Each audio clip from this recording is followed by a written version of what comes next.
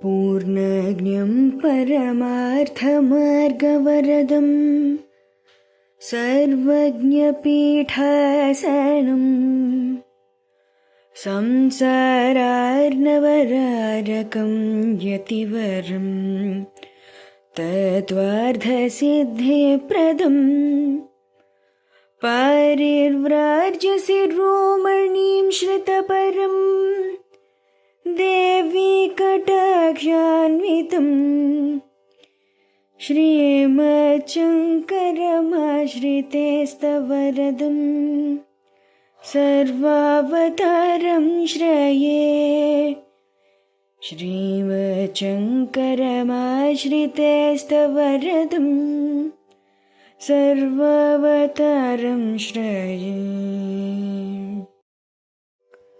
श्रुतिस्मृतिपुराणानाम् आलयं करुणालयं श्रुतिस्मृतिपुराणानाम् आलयं करुणालयं नमामि भगवत्पादशङ्करं नमामि भगवत्पादशङ्करं लोकशङ्करं लोकशङ्करं।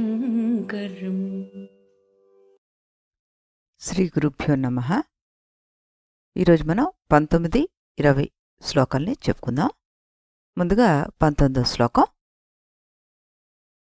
ఆదౌ నిత్యానిత్యవస్తు వివేక పరిగణ్యతే ఇహాముత్రఫలభోగ విరాగస్తదనంతరం శమాది షట్క సంపత్తి ముముక్షత్వమితి స్ఫుటం.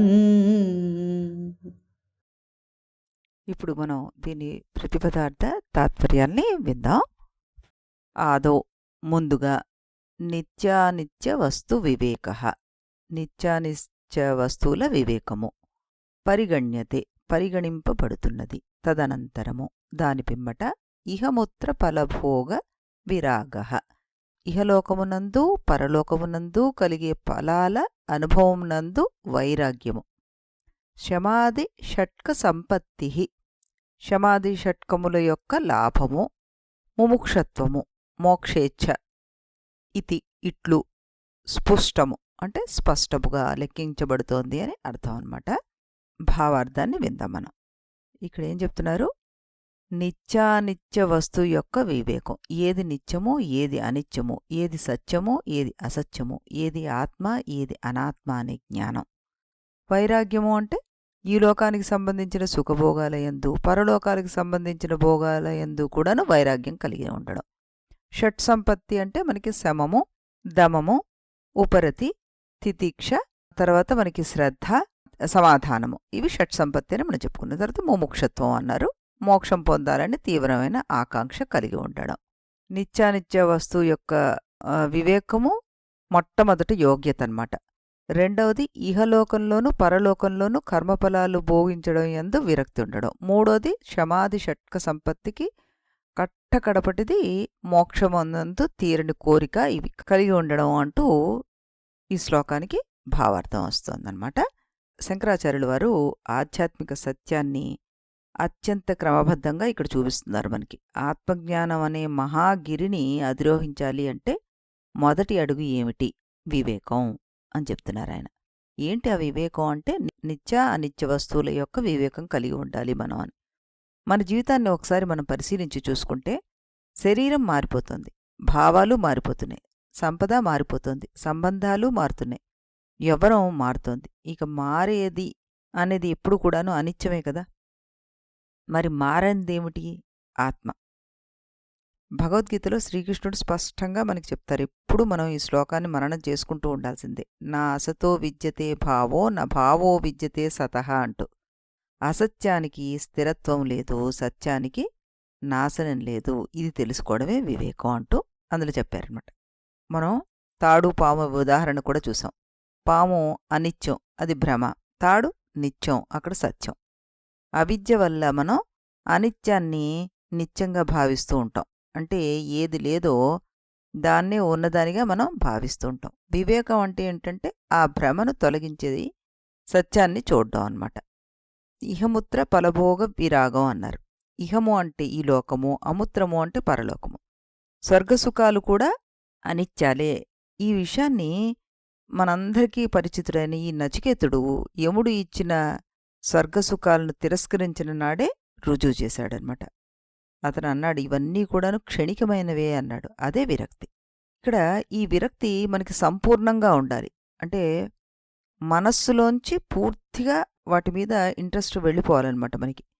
అయితే మనకి ఈ జడభరతుడి కథ చెప్పుకుంటూ ఉంటాం కదా మనం. ఆ జడభరతుడికి తపస్సు చేశాడు, అన్నీ చేశాడు, రాజ్యాన్ని వదిలిపెట్టేశాడు. కానీ ఒక చిన్న ఆసక్తి, అంటే జింక పైన ఒక్క మమకారం పెంచుకోవడంతోటి ఆ వైరాగ్యం కాస్త సంపూర్ణంగా లేకుండా మళ్ళీ బంధనమై తిరిగొచ్చేసింది అతనికి. ఒక చిన్న పిల్లవాడు బొమ్మ కోసం ఏడుస్తాడు. కొంతకాలం తర్వాత ఆ బొమ్మను పక్కన పడేస్తాడు. అది చిన్నపిల్లాడి విషయంలో అయితే వాడు కొన్ని రోజులు ఆడుకుని దాన్ని పక్కన పడేస్తాడు. మనలాంటి పెద్దవాళ్ళ జీవితంలో అయితే కొత్త ఫోను, కొత్త ఇల్లు, కొత్త పదవి, కొంతకాలం ఆనందం, తర్వాత అలవాటు. అంటే అవన్నీ అనిత్య సుఖాలే. వివేకం అంటే ఈ అనుభవం నుంచి నేర్చుకోవడమే.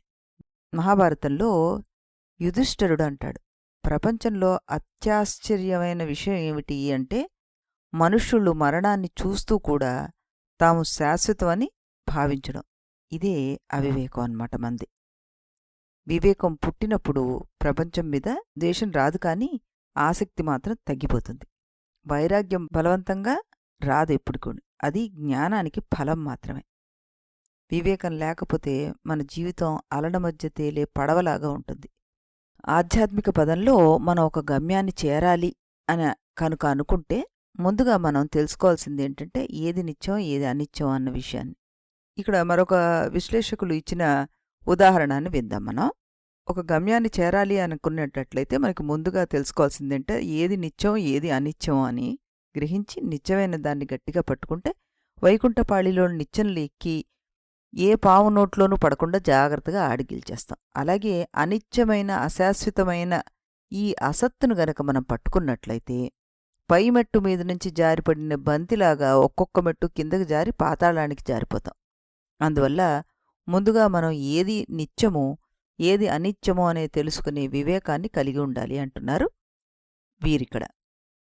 ఈ భూలోకంలో గాని పరలోకంలో గాని విషయ వస్తువుల మీద కలిగే కోరికలపైన విరక్తి కలగాలి. మనకి ఈ లోకంలో మనసు దిగజార్చే విషయాలు అనేకం ఉంటాయి. వాటిని చూసి భ్రమలో పడి అవన్నీ మాకు ఉంటే ఎంత బావుండు అని అనుకుంటూ ఉంటాం మనం. ఇక్కడ ఇంకొక ఉదాహరణ వీరేమిస్తున్నారంటే, కొంత ధనం తీసుకుని ఏదైనా విదేశానికి వెళ్తాం. అక్కడ డబ్బులు ఖర్చు పెడుతూ అక్కడ ఉన్నవన్నీ చూసి ఆనందిస్తాం. కొన్ని రోజుల తర్వాత మనం తీసుకునే డబ్బులు టికెట్కు మాత్రమే సరిపడా మిగిలాయనుకోండి, తిరిగి వచ్చేస్తాం. అలాగే మనం పుణ్యాలు చేసి స్వర్గానికి, పాపాలు చేసి నరకానికి వెళ్ళినా దాని ఫలితం కూడా ఆ పుణ్యాలు ఖర్చు అయిపోగానే మళ్ళీ వెనక్కి రాక తప్పదు. దీన్ని బట్టి మనకి ఏం తెలుస్తోంది అంటే ఈ విషయ వస్తువుల వల్ల ఇహలోకంలోనూ, అంటే ఇక్కడ భూలోకంలోనూ అటు పరలోకంలోనూ సుఖాలన్నవి అశాశ్వతమే, కొంతకాలమే ఉంటాయి. దీన్ని గుర్తించడమే వైరాగ్యం అంటున్నారు. ఇప్పుడు మనకి షట్ సంపత్తి అన్నారు. శమము అంటే అంతరింద్రియ నిగ్రహము అని చెప్పుకున్నాం. దమము అంటే బాహ్యేంద్రియ నిగ్రహము అని చెప్పుకున్నాం. ఉపరతి అంటే విహిత కర్మల్ని విధిపూర్వకంగా మనం పరిత్యజించడం అన్నమాట. తితిక్ష అంటే శీతోష్ణాది కష్టాలన్నింటినీ సహించగలిగే శక్తి మనకి, అంటే ద్వంద్వాలన్నింటినీ సహించగలిగే శక్తి మనకు ఉండడం. శ్రద్ధ, గురువు ఎందు, వేదాంత వాక్యాల యందు మనకి విశ్వాసం కలిగి ఉండడం, అది అన్నిటికంటే ముఖ్యం అన్నమాట. సమాధానము అంటే సమాధి అని చెప్పుకున్నాం కదా. అంటే ఏ రకమైన చలనము లేనటువంటి, మనసులో అలజడు లేనటువంటి ఒక ప్రశాంతత ఉన్నటువంటి స్థితికి వెళ్ళడం. తర్వాత మనకి ముముక్షత్వం. ఈ ముముక్షత్వం అంటే ఏమిటి? ముముక్షత్వం కలిగిన వారికి మోక్షం పట్ల ఆసక్తి ఎక్కువగా ఉంటుంది. మనం ఎక్కువగా కర్మలు అనేవి కోరికలతో చేయడం జరుగుతుంది. దానివల్ల మన అంతరంగంలో ఉద్రేకాలు, సుఖదుఖాలు వస్తాయి. దాంతో మనసంతా పాడైపోయి అల్లకల్లోలం అయిపోతుంది. దానివల్ల బుద్ధి ఆందోళనకి గురవుతుంది. మనల్ని మనం ఒక 4 రోజులు గమనించుకున్నట్లయితే ఇవన్నీ అనునిత్యాలు అని దాని గురించి ఆలోచన అవసరం లేదని మనకే తెలుస్తుంది. ఎప్పుడైతే ఇవన్నీ నిజాలు అని మనం తెలుసుకున్నాక చేయవలసింది ఏమిటి ఇంకా అంటే వివేక వైరాగ్యాలు కలిగి అన్ని విషయాల్ని గమనిస్తూ దేనిమీద కూడా రాగద్వేషాలు లేకుండా సమచిత్తం కలిగి ఉండాలి. అది అవసరం అనేది తెలుసుకోవాలన్నమాట. ఇక్కడ ఒక కుమ్మరి కుండలు తయారు చేస్తూ ఉంటాడు. ఒక కుండను అడిగట్ట, ఓ కుండ, నేను కేవలం మట్టితో మాత్రమే తయారు చేస్తున్నాను. నువ్వు ఇంత వేడిలో ఉన్నా చలిలో ఉన్నా చల్లగా ప్రశాంతంగా ఎలా ఉండగలుగుతున్నావు? ఇది ఎలా సాధ్యం అంటూ అడిగట్ట. అప్పుడు కుండ చల్లగా ఇలా అందిట, నాయనా, నేనెప్పుడూ ఒకే విషయాన్ని గుర్తుపెట్టుకున్నాను. నేను వచ్చింది మట్టిలోంచి, మళ్ళీ వెళ్ళేది మట్టిలోకి. మధ్యలో ఈ అహంకారము, మమకారము, రాగద్వేషాలు ఇవన్నీ అవసరమా అనుకుంటాను అందిట. ఈ రకమైన జీవితాన్ని గడపగలడానికి ఈ వివేక వైరాగ్యాలు మనకెంతో ఉపయోగపడతాయి అంటున్నారు విశ్లేషకులు. చక్కటి ఉదాహరణ, చాలా సింపుల్గా ఇచ్చారు. అనేక కృతజ్ఞతలు వారికి. నిత్యాన్ని అన్వేషించండి, అనిత్యాన్ని గుర్తించండి, సుఖాల వెనుక పరిగెత్తడం ఆపండి, సత్యాన్ని వెతకండి. అప్పుడు వైరాగ్యం సహజంగా వస్తుంది. ఈ వైరాగ్యం మోక్ష మార్గంలో ముందుకు నడిపిస్తుంది. అందుకే శంకరులు వారు మొట్టమొదటిగా ఇదే చెప్పారు, ఆదో నిత్యానిత్య వస్తు వివేక, మొదటి అడిగే వివేకం అంటూ. ఇప్పుడు మనం 20వ శ్లోకాన్ని కూడాను వినేద్దాం. బ్రహ్మ సత్యం జగన్మిథ్యే త్వేవం రూపో వినిశ్చయః సోయం నిత్యానిత్యవస్తు వివేక సముదాహృతః. అనురాధ చాలా చక్కగా పాడారు. మనందరికీ తెలిసిన ప్రముఖమైన వాక్యంతో కూడినటువంటి శ్లోకం ఇది. బ్రహ్మ సత్యం జగన్మిథ్య అంటూ ఉంటాం మనందరం. ఇప్పుడు దాని ప్రతిపదార్థ తాత్పర్యాల్ని తెలుసుకుందాం మనం. బ్రహ్మ అంటే బ్రహ్మ, సత్యము పరబ్రహ్మ అన్నమాట. సత్యం అంటే సత్యమైనది, జగత్తు జగత్తు, మిథ్య అసత్యమైనది.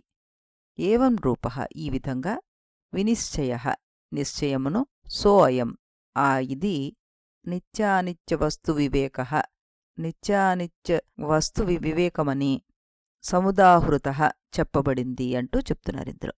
అంటే పరబ్రహ్మ మాత్రమే సత్యం, జగత్తంతా కూడాను మిథ్య, బ్రహ్మ సత్యము జగత్తు మిథ్య అనే నిశ్చయాత్మకమైన జ్ఞానమే నిత్యానిత్య వస్తు వివేకము అనిపించుకుంటుంది. అంటే బ్రహ్మ మాత్రమే నిత్యమైనది, ఈ కనిపించే సమస్తము అనిత్యమని నిశ్చయాత్మకమైన జ్ఞానం కలగడం అన్నమాట ఇది. మనం ఈ చక్కటి వివరణను విందాం. ముందుగా ఈ విశ్లేషకులు ఏం చెప్తున్నారు అంటే, ముందుగా బ్రహ్మ అంటే ఏమిటో తెలుసుకుందాం అంటున్నారు. ఈ బ్రహ్మము జ్ఞానస్వరూపము, దానితో సమాధమైనది కానీ ఎక్కువైంది కానీ ఏదీ లేదు. కాబట్టే ఈ బ్రహ్మ అద్వితీయమైనది అన్నారు. జ్ఞాన సంకోచం కలిగి ఉన్న జీవులకు వికాసం కలిగించేది బ్రహ్మ. ఇది సృష్టికి పూర్వమే ఉంది. బ్రహ్మము, పరమాత్మ, భగవంతుడు ఈ మూడూ ఒకే తత్వాన్ని సూచించిన జీవులకు మోక్షం కలిగించేది బ్రహ్మమని, జీవులలో ప్రవేశించి నియమించేది పరమాత్మ అని, దోషం లేని కళ్యాణ గుణాలు కలిగి ఉన్నది భగవంతుడు అని వ్యవహారంలో మనకు కనబడుతున్నాయి. సృష్టి చెయ్యాలనే సంకల్పం కలిగినప్పుడు దానికి అనువైన సమయంలో పరమాత్మ రజోగుణ ప్రధానమైన బ్రహ్మదేవుణ్ణి శరీరమందుండే జీవునితోటి కలిసి జగత్తును సృష్టించడం జరుగుతుంది. అలాగే ఉపసంహారం చెయ్యాలనుకున్నప్పుడు తమోగుణ ప్రధానమైన శివుని యందుండే జీవునితో కలిసి లయం చేస్తాడనమాట. మన ఋషులు జీవిత తత్వాన్ని, సత్యాన్ని అర్థం చేసుకోవడానికి ప్రయత్నం చేశారు. ఈ సత్యం అనేది పరిణామరహితమైనదని, సర్వవ్యాప్తమని నిర్ధారించారు. మన అంతరంగంలో సత్యాన్ని అర్థం చేసుకోవడానికి ప్రయత్నం చేశారు. ఎప్పుడైతే అంతరంగంలో ఉన్న జీవనతత్వపు సత్యాన్ని అర్థం చేసుకోవడానికి ప్రయత్నించామో మనం, అప్పుడు ఆ సత్యం ఎప్పుడూ స్థిరంగా ఉంటూ అనేకంగా వ్యక్తం అవుతూ ఉంటుంది అంటున్నారు. ఈ పరమసత్యాన్ని మన వేదాంత పరిభాషలో బ్రహ్మం అంటున్నాం. బ్రహ్మం అనగా సాక్షాత్తు ఆ పరబ్రహ్మ యొక్క స్వరూపం అని తెలుసుకొని ఆయన గురించి తెలుసుకోవడానికి ఇష్టపడుతున్నాం. కానీ ఆయన్ని పొందడానికి ప్రయత్నం చేయడం లేదు. నేను వేరు, భగవంతుడు వేరు అనే భావన ఉంటేగాని మనం ముందుగా భగవంతుని గురించి సాధన చేయలేం. మనం కలగంటాం. మెలకువ వచ్చే వరకు అది కళ అని మనకి తెలీదు. ఈ జగత్తంతా మిథ్య, బ్రహ్మం ఒక్కడే నిజం. ఇది సాధన దశలో ఉన్నవారికి అర్థం కావడం కష్టం. కాబట్టి మనం పూజలు, వ్రతాలు, దీక్షలు, ఉపాసనలు, ఆరాధనలు జ్ఞానం కోసం చేసే సాధన మాత్రమే. చాలామంది హిందూ మతంలో ఇందరు దేవుళ్ళు, ఇందరు దేవీ దేవతలు అవసరమా అంటూ వెటకరిస్తుంటారు. ఒక దేవుణ్ణి పూజించిన, అనేక మంది దేవీ దేవతలను పూజించిన భగవంతుడు ఒక్కడే. కాని నామరూపాలు మాత్రం అనేకం ఉంటాయి. ఎవరిని పూజించినా మనకు అందే ఫలితం ఒకటే. ఇది కేవలం మనం చేసుకున్న పూర్వజన్మ కర్మల యొక్క ఫలం మాత్రమే. ఈ సాధన అనేది మనం చిన్న వయసు నుంచే పిల్లలకి నేర్పించాలి అంటున్నారు. రామాయణ, మహాభారత, భాగవతంలో చక్కని కథలు చెప్తూ వారికి మంచి చెడులతో పాటు ధర్మాన్ని ఎలా ఆచరించాలి, ధర్మరక్షణ కోసం ఏం చెయ్యాలి, కష్టాల్లో ఉన్నవారికి ఏ రకంగా మనం ఉపయోగపడాలి, మానవ సేవయే మాధవ సేవ వల్ల మనలో ఎలాంటి సంస్కారాలు ఏర్పడ్డాయి అనేది బాల్యం నుంచే కూడాను మనం పిల్లలకు శ్రద్ధగా నేర్పించాలి. అప్పుడే భగవంతుడు మన ఇష్టపడి మంచి కర్మఫలాలను మనకి అందిస్తాడు అంటున్నారు. ఒకరోజు భగవంతుడు శక్తి స్వరూపిణి అయిన జగన్మాతతోటి ఇలా మొరబెట్టుకున్నట్ట. అమ్మా, ఈ భక్తులు నన్ను ఒక్క క్షణం కూడా ప్రశాంతంగా ఉండనీయడం లేదు. వాళ్ళ కోరికల చిట్టా చూస్తుంటే చాలా ఆశ్చర్యంగా, గాబరాగా ఉంటుంది.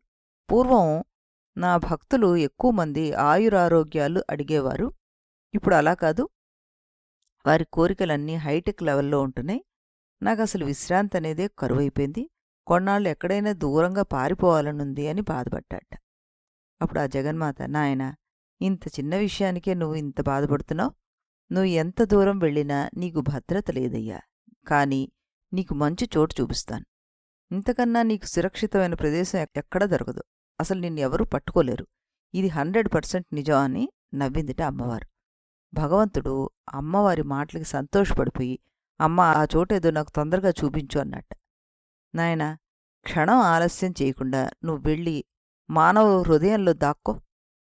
ఆ మానవులు తమ హృదయాల్లో తప్ప అన్ని చోట్ల నీ గురించి వెతుకుతూనే ఉంటారు. అదే నీకు మంచి చోటు అని చెప్పిందిట. ఇది కథగా మనం చెప్పుకున్న 100% పచ్చి నిజం. మనం మనలోనే భగవంతుడు ఉన్నాడనే విషయాన్ని మర్చిపోయి, ఏ మార్గంలో వెతికితే ఆయన దర్శనం మనకు లభిస్తుంది అన్నది వదిలేసి, మితిమీరిన కోరికలతోటి హుండీలో ఇంత % వేస్తాం, అంత % వేస్తాం అని లంచాలు చూపిస్తూ మోసం చేసుకోవడమే కాకుండా ఆ భగవంతునికి కూడాను దూరం చేసుకుంటున్నాం. ప్రతివారికి భగవద్దర్శనం కావాలి, కాని ఆయన్ని తెలుసుకోవాలని కోరుకునేవారే తక్కువ అంటున్నారు ఈ విశ్లేషకురాలు. చాలా సింపుల్గా చక్కటి ఉదాహరణతోటి మనకి అందించారు. ఆ గొప్ప మనస్కులకి, వారికి అభినందనలు, నమస్కారాలు తెలుపుకుంటూ మనం ఈరోజు విన్న ఈ విశ్లేషణని మననం చేసుకుంటూ, ఈ బ్రహ్మసత్యం అన్నదాన్ని మనం ఎంతో తొందరగా గుర్తుపట్టగలిగే స్థితికి రావాలని ఆశిస్తూ, సద్గురు వాక్యాల్ని మళ్ళీ మనం రేపు ఇదే సమయానికి విందాం. అంతవరకు సెలవు. इति गुरुवाक्यम् इति गुरुवाक्यं विधि वेदान्तं विदितारकमिति ब्रह्ममु इति गुरुवाक्यं विधि वेदान्तं विदितारकमिति ब्रह्ममु इति मोदलिदि नडुमिदि तुदि తెలిసిన వాడేవాడుగా ఇది మొదలిది నడుమిది తుది తెలిసిన వాడేవాడుగా ఇది గురువాక్యం విధి వేదాంతం విదితారకమితి బ్రహ్మము ఇది గురువాక్యం.